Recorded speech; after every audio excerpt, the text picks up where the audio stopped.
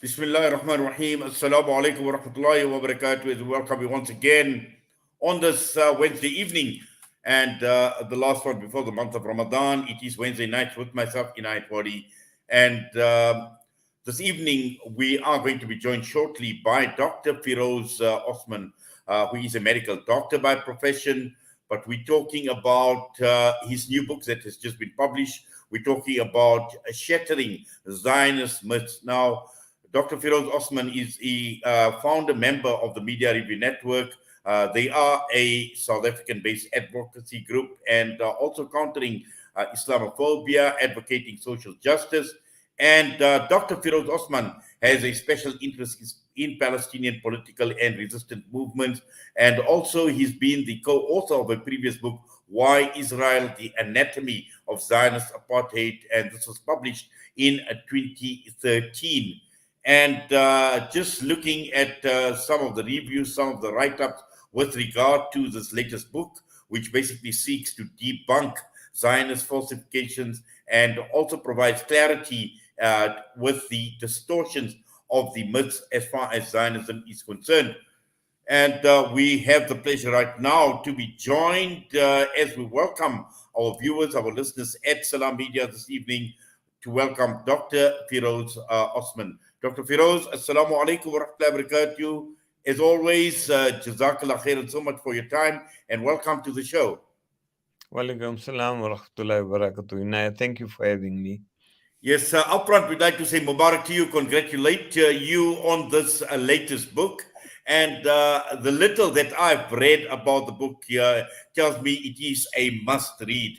Now, just looking at the title of the book, Shattering Zionist Myths, and just to understand, firstly, why the title, and also at the same time, just to give us an insight as to what has it taken for you to do research and obviously ultimately writing and publishing the book, Dr. Osman. Well, ever since we started Media Review Network way back in 1996, soon after the independence of South Africa, we made a petition to open up the newspapers, the media houses, and so on. And we started writing to the media to correct some of the impressions that they had about Islam and Muslims worldwide. And we found resistance, particularly when it came to Palestine by the Zionists. They were very powerful, and we know many of many of the Zionist organizations have an undue influence on our media. So they engaged us, and we opened up a debate on giving a different perspective of what is going on in Palestine. And in this ensuing debate over a number of years, they shut us down at a stage where they said we were being anti-Semitic. They accused us of Holocaust denial, but our arguments uh, continued to be hammering and chipping away at some of the propaganda material. We call it hasbara, that they kept on propagating into the media. And therefore, this is really a compilation of 25 years of work. And some of the most common arguments that they brought up, some of the myths that they fabricated, is what is being counted in this publication.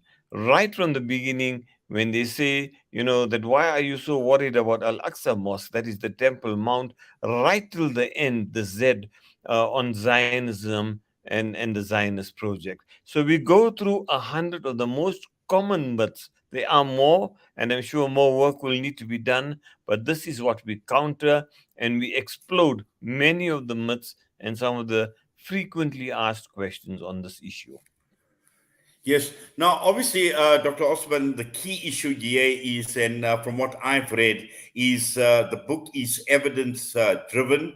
And just to take us through some of the issues, because you mentioned it's taken 25 years, but just take us through some of the issues in researching and compiling the evidence.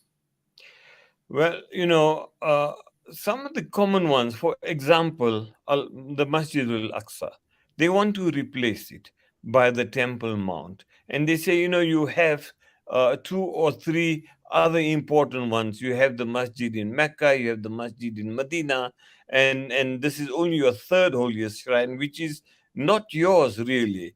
And we demand that this is ours.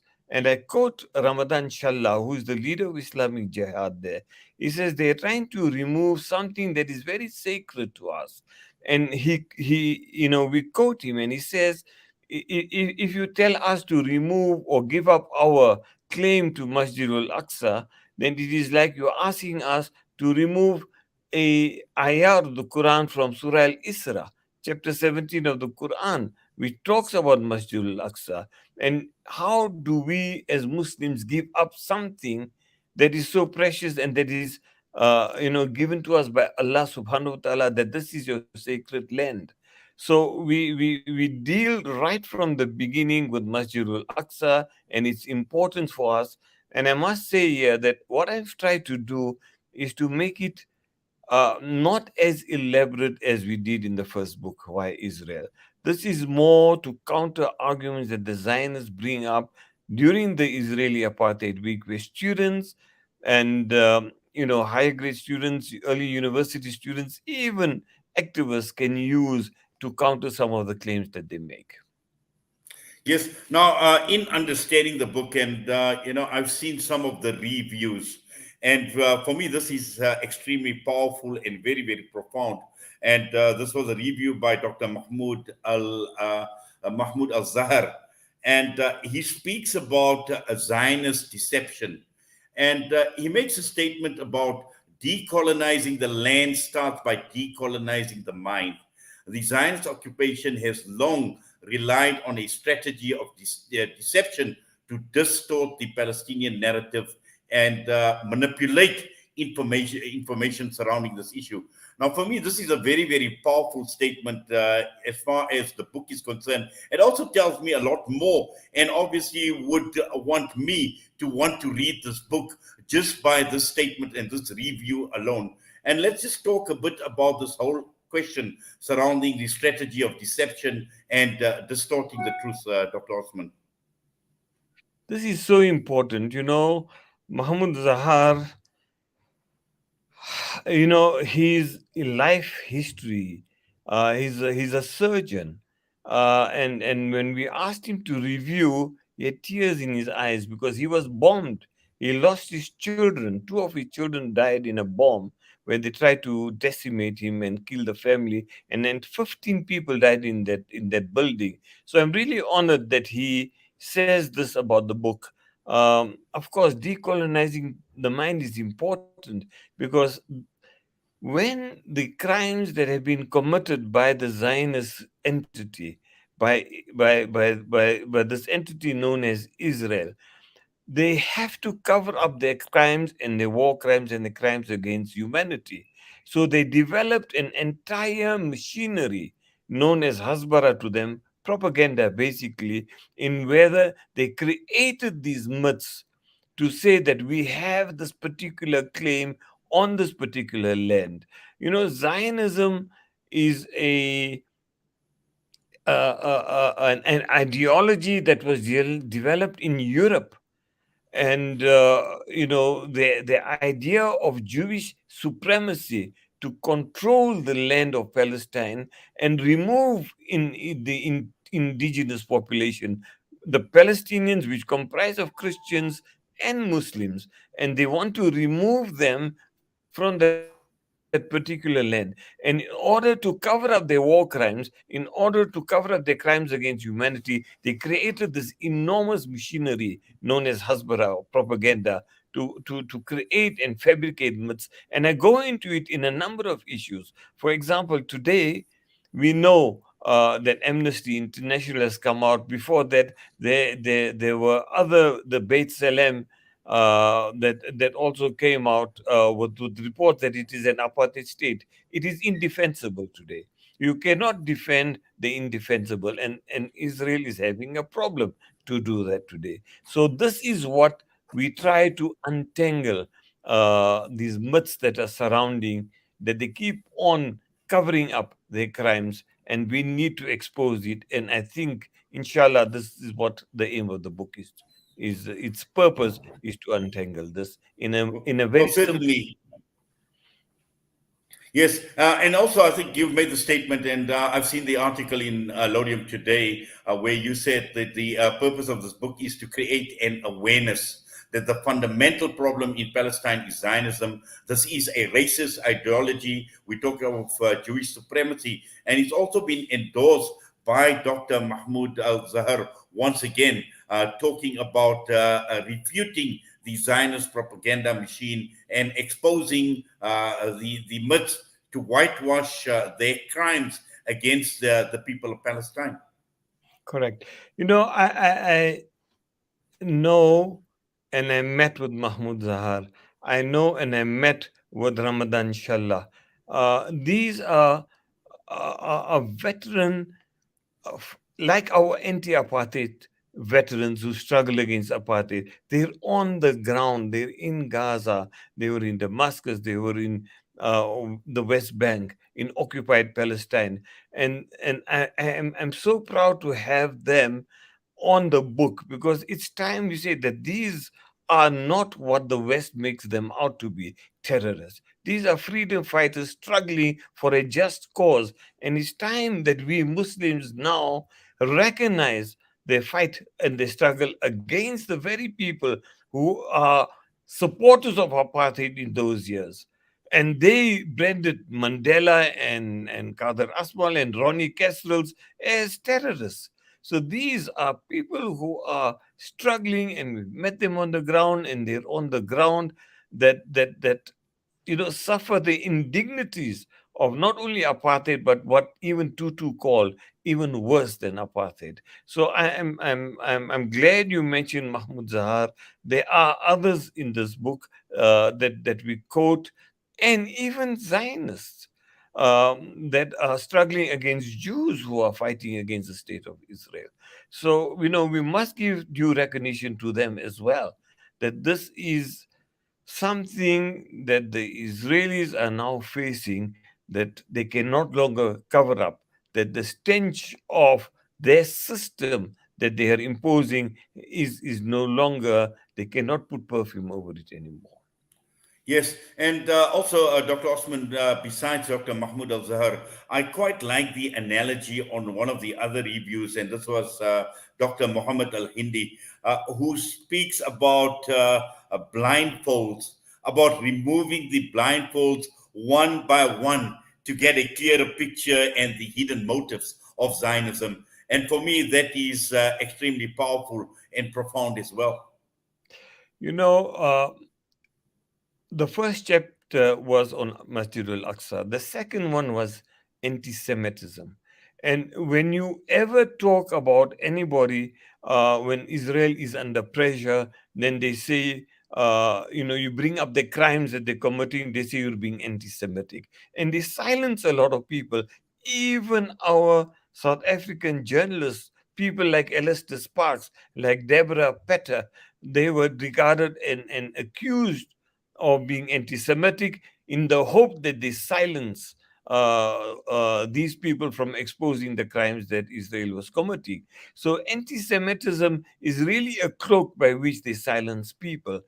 But the next few chapters deals with apartheid in South Africa, and I think it is clear now with the reports by Amnesty International and Beit Salam that what, there's no doubt, and they're investigating it, and Israel is fighting tooth and nail in order to stop this um, appendage of apartheid, simply because there are consequences that are going to be dealt with. And this is what we tell in South Africa to do, that we in South Africa, our government has been through this. How is it possible that we cannot be the leaders to fight against the Zionist regime? How is it possible that the Palestinians must apply for a visa while the Israeli Jews have free right to come into this country? And more so, and this just happened last week, there are 13 South African Jews who went to Israel to fight against the Palestinians and to upkeep the oppression against the Palestinians. And we laid a charge with the National Prosecuting Authority. Our attorney Ziad Patel made a powerful case against them, and MRN and the PSA also lodged 17 arch lever files of evidence to the International Criminal Court years ago to say that Israel is committing heinous crimes against the Palestinians. And this research brings out some of these things in a very simple form, to not to complicate the matter, and to explain and to equip the activists to say, listen, here's the arguments. Israel has got no arguments in order to defend themselves.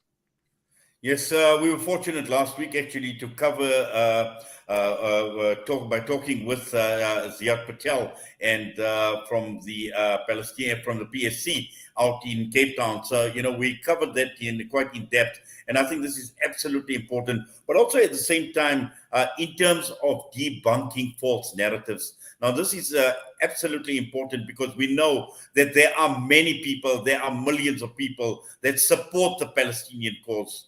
We've seen last year as well, where we've seen the huge outcry right across the entire world.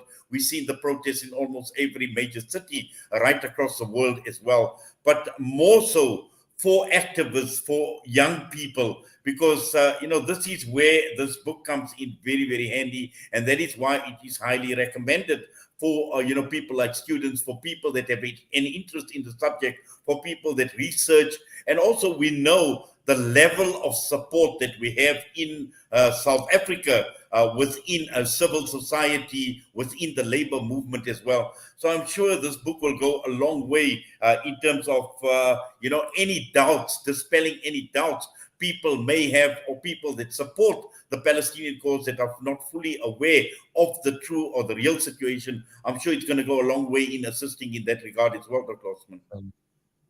Inshallah. There are certain chapters which even I learned in researching this book. And I must tell you, particularly about the iniquitous system that Zionist has done. I mean, it's a simple case, really, that, this is what I don't understand, or we need to explain to the government that, why are you flogging a two-state solution? It simply doesn't work. It is not having two equal states. We rejected it in South Africa. We didn't say, okay, we will accept the Bantustans, because this is what has happened to Palestine now. It has become a Bantustan, and it is small cantonments that has been torn up, about 12% only that is left of the original Palestine. So, yeah, the problem is Zionism. Just as in South Africa, we said the problem was apartheid. We need to dismantle and demolish what Zionism is, because it is a racist ideology, ultimately to take over for the Jews only, and to remove the indigenous population of Palestine. So until there is justice for the Palestinian people and the right for them to return to their land, there will be no peace in that area.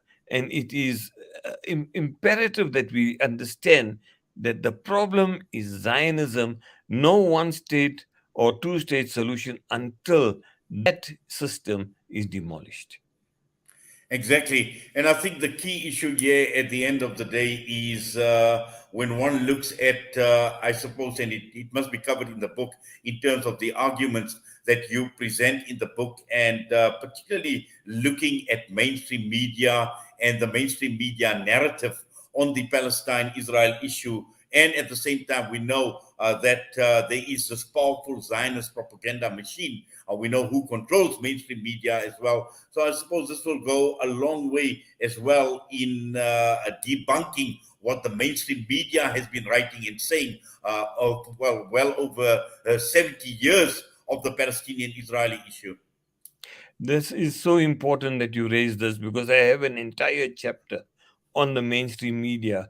And the one of the persons I asked to review this was a former journalist in Pietermaritzburg, and he wasn't happy with the original chapter. And I'm glad he did that, because the research that I have from the BBC and the ITV in Britain shows exactly how lopsided the interviews were with regards to Palestinians and with Israelis. They got far more sympathetic reviews. And we can see this what's happening in Ukraine. The double standards are stark. It's not only as if might is right, it's as if white is right. And we see the treatment that they are receiving in Poland, 2.5 million people there, where the Ukrainians have gone. And recently, was it yesterday? Just yesterday, there were five Israelis that were killed by a freedom fighter from Palestine. You see wall to wall coverage in the media, and yet dozens of Palestinians have been dying, and there's been absolutely no mention. So, this lopsided, one sided view of the media I expose as well in the book. Well, certainly, and I'm sure you will get some sort of backlash from the likes of the Zionist Federation, the Jewish Board of Deputies, and obviously the lobby groups, Dr. Well, that is par for the cause. We've been having that for the last 25 years, I must say. Our cause is a just cause. We have made inroads into the media. We are getting far more exposure in the media. And like I say, they are simply unable to defend the indefensible. We are asking for justice for the Palestinians. Unfortunately, the entire machinery of Islamophobia emanates from them.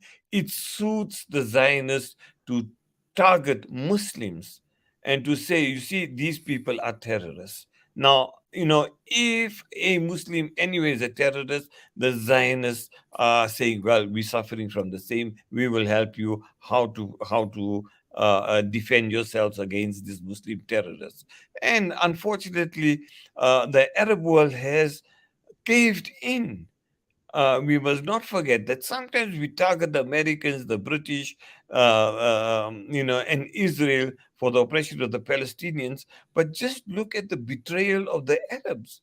The Saudis, the Emiratis, the Jordanians, and in the Egyptians. They've sold their souls. They've betrayed the Palestinian people. And we need to expose even the Palestinian Authority for their collaboration with the security with Israel. I mean, it's stark Well, and Dr. it's Osman, in shameful. fact, there was a message that basically came through, just making mention of not relying, or we cannot rely on the Arabs to take up this cause, and at the same time complimenting and commending you. It says, it's from Ahmed Patel, who says, keep up the good work, Doc. May the illegitimate Zionist state of Israel atrocities in Palestine be stopped by human rights activists like you. We cannot rely on the Arab countries to do it. Inshallah. I mean, I honestly believe that with Allah's help, I think we are gaining. There is no doubt about it. We need to be steadfast and we need to expose the injustices, not only of the Palestinians, because remember that Israel is spreading its tentacles to wherever the Muslims are struggling. And those who maintain and want to maintain their control uh, and exploit the people, we will find the hand or the ugly hand of Israel and the ugly face as well. Right, Dr. Osman, let's talk about the availability of the book. The book is published. Where and how is it available? Look, the Office of Media Review Network is at Nana Memorial Hall in Pretoria. Our publisher is going to distribute it to all bookstores that if they want to, they will keep it. But I suggest that people go there and ask for the book so that they're forced to keep it in the exclusive books as well. And then mainly the Media Review Network office. I don't know if I must give you their number. It's in Please Johannesburg. do. Yeah, it's 011 837 3220. Zainab is there. She's got all the books there, and we will appreciate your support. And we hope a feedback for this as well, so that we can improve our arguments, inshallah. Inshallah. Well, Jazakallah khairan so much for that. I just want to repeat, it's 011-837-3220. You can contact Zainab at the Media Review Network offices for the book. Dr. Osman, once again, Jazakallah khairan so much. And once again, I must congratulate you for a job, alhamdulillah, very well done. And I'm sure this book is going to go a long way and add a lot of value in the lives of many people, and particularly when it comes to shattering the Zionist myths. Shukran, Inayet. I really appreciate your time, and inshallah, make dua for it. Inshallah. Thank you very much. Ameen, ameen. Assalamu alaikum wa rahmatullahi wa barakatuh. Wa alaikum salam wa rahmatullah.